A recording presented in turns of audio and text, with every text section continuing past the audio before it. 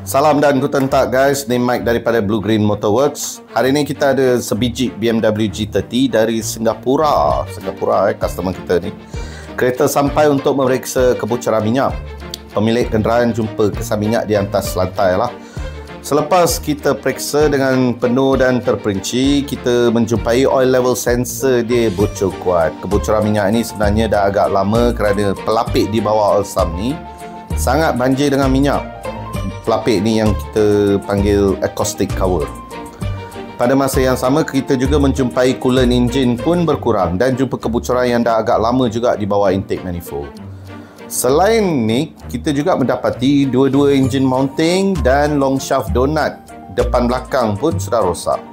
Selepas diberi sebut harga dan pemilik G30 ni pun bersetuju, kita telah menyelesaikan semua masalah-masalah di atas. Pemilik G30 ini amat bersyukur kerana dia sendiri pun tidak ketahui kereta beliau ada masalah-masalah ni. Beliau amat lega kerana sekarang beliau boleh ulang-alik Singapura Malaysia tanpa takut breakdown. Inilah sebabnya setiap kereta yang masuk ke bengkel kami untuk servis biasa akan melalui seluruh pemeriksaan kesihatan dengan percuma kita buat ni. Okay guys, sekian.